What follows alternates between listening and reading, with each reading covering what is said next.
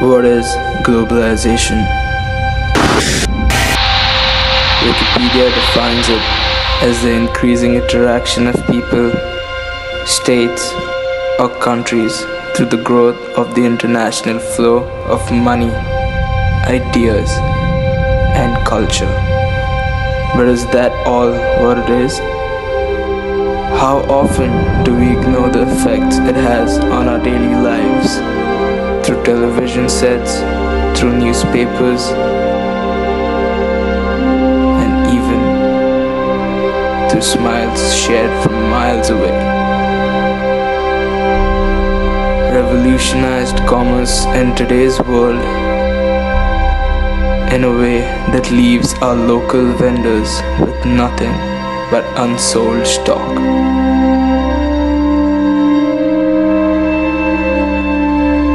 It leaves vast amounts of natural damage, but at the same time brings nations together, working to generate advancements towards our society.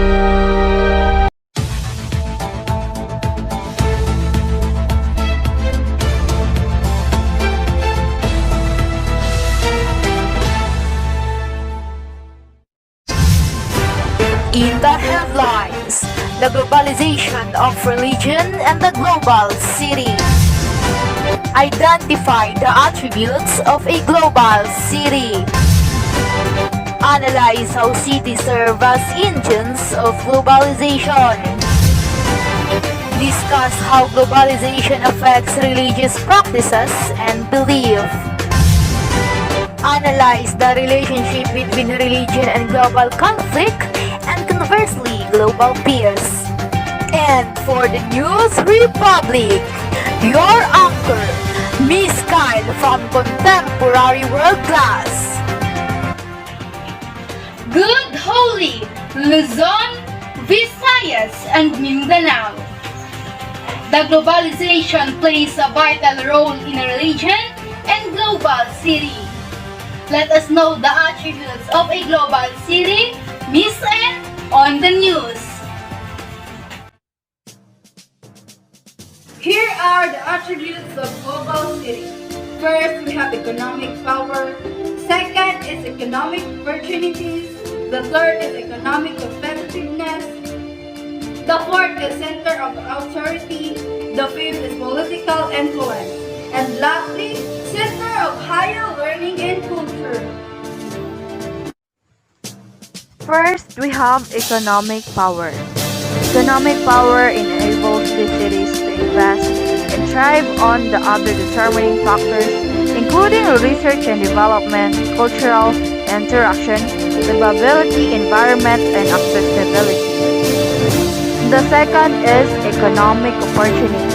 Economic opportunity means any purchase, sale, lease contract, option or other transaction or arrangement involving property or services wherein a consultant may gain an economic benefit.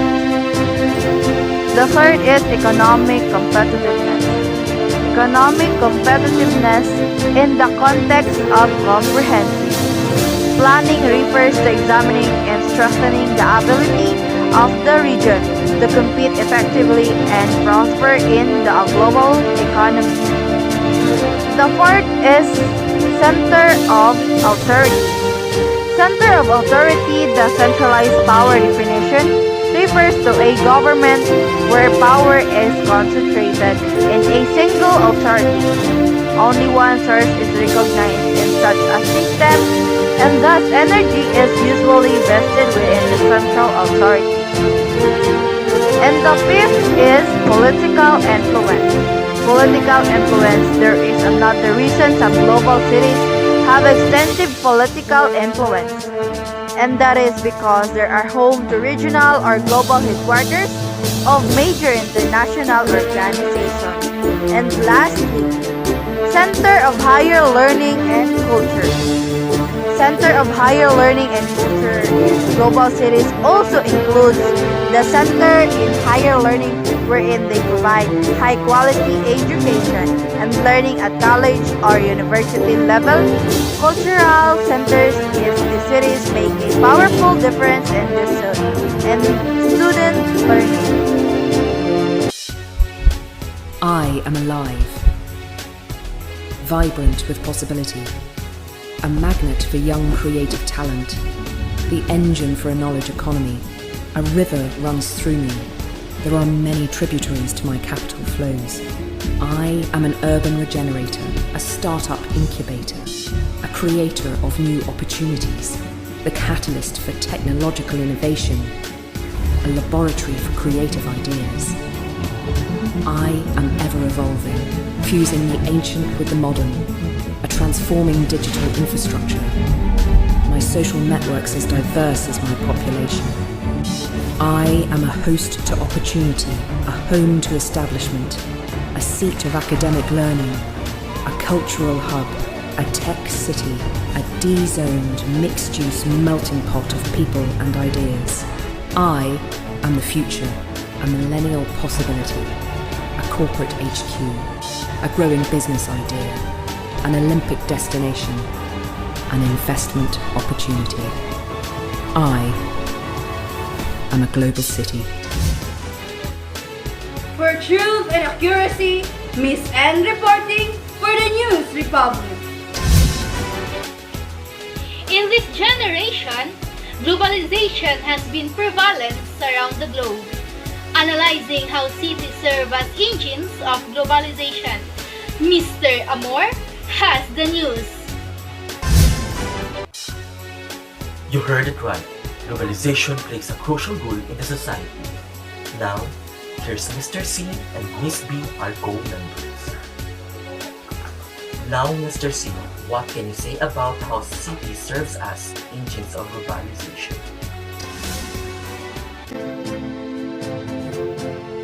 I would say that cities are the engines of globalization. They are social magnets growing faster and faster. In the current generation, urban life is the dominant form of human life throughout the world. The problems generated by the present rate of urban growth are new and cannot be solved on the basis of the lessons of the past. Our historical urban institutions are not adapting fast enough to the pace of growth. As what I have known, an increasing number of large cities with population of over 5 million are already identified as global cities. Cities that are modes of global as much as national network. As cities become larger, they become global cities. Cities as hubs and gateways that articulate the global political economy. New cities and new growth, and an old cities break through the cultural rules that were product of slower old growth, with the result that in new urban growth, the social growth supersedes the cultural differentiations of the city of the past. Thank you, Miss B and Mr. C. And for the truth and accuracy, this is Mr. Amor reporting for the News Republic. Back to studio. As globalization continues, it also brings an impact and effects in religious practices and beliefs.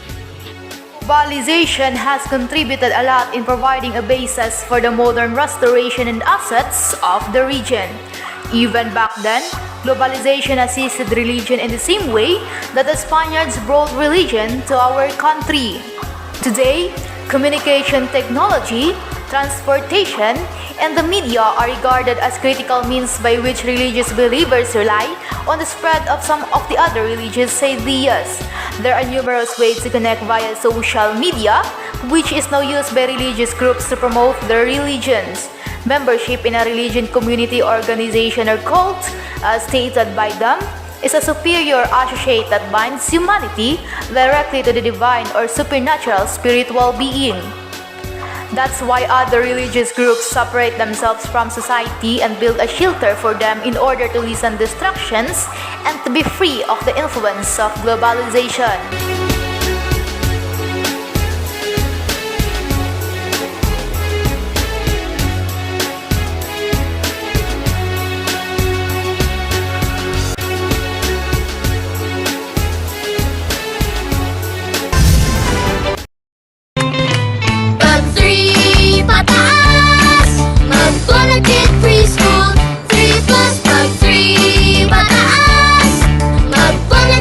preschool 3 plus. Kaya moms, mag-3 pataas na sila. Bigyan sila ng Bonakid Preschool 3 Plus for a triple boost advantage in growth, energy, and immunity. Mag-3 pataas. Mag-Bonakid preschool 3 plus. Batang may laban.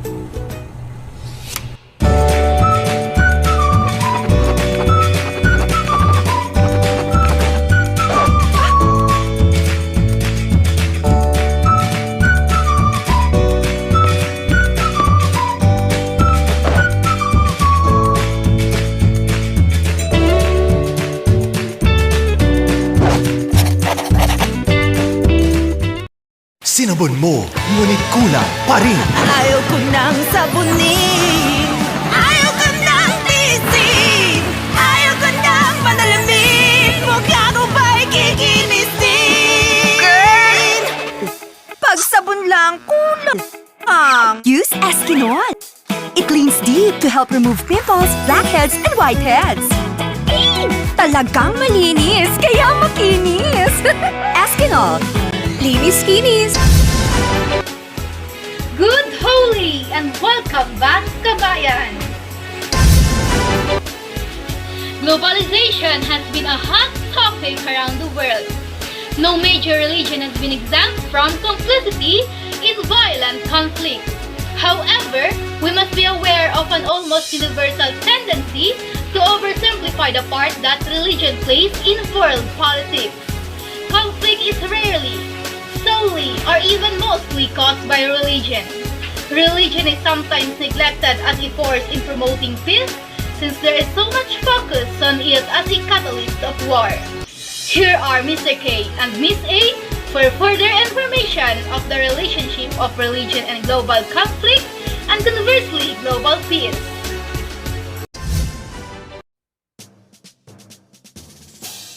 Another method of achieving a religious peace is interfaith discussion. It seeks to ease the interfaith tension that could lead to or result from a future conflict. Even in the areas with the highest level of interreligious conflict, interfaith engagement is growing. The most dense interfaith partnership currently serve as the setting of the significant and fruitful discussion. Religious groups also actively resist repression and support harmony and peace. Religious leaders and institutions can arbitrate dispute, act as a conduit for dialogue between conflicting parties, and offer instruction in methods of bringing about peace. Accurate, legit, and reliable news, the advanced icon of contemporary world, and your voice towards truth and justice. This is the News Republic.